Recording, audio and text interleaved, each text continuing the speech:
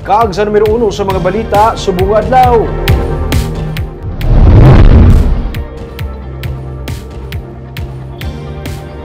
Tanan ka mga balay na tupok sa kalayo sa naglungtad nga sunog sa Barangay 10 sa Bacolod City, kainasang kaagahon. Iban sa mga nasunugan, ikaduha na kapes nga natupok sa kalayo ang mga balay. May report si Nico Delfin.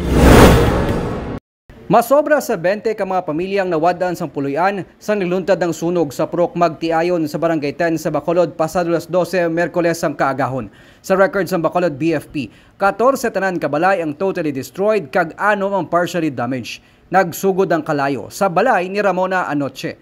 Si Nilo Bunda ang isa sa mga nasunugan. Makaduwa na kabes na siya nga nasunugan sang balay sang Pebrero 2023. Natupok man sang kalayo ang ila balay. Gani kay ina bisan wala pa sang tinulugan. Ginamat-amatan nila limpyuhan kag kaayo ang ila balay nga liwat naman nga nasunog. Ligasing kita niya sa nga sunog. Sunog na. Nagbangon ko i-try lang kung makaya panabon lang nga kuan bala ang kalayo, mas maka-survive bala nga mabuligan nga mapatay. Hindi rin kaya sir.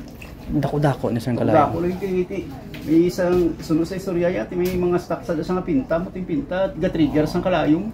Kadaman sa mga pamilyang apektado sang sunog ang temporaryo nga nagtiner sa multipurpose hall sang barangay. Ginaimbestigahan pa sang Bacolod BFP kung ano gid ang ginhalinan sang kalayo. Nico Delfin para sa DigiCast Negros.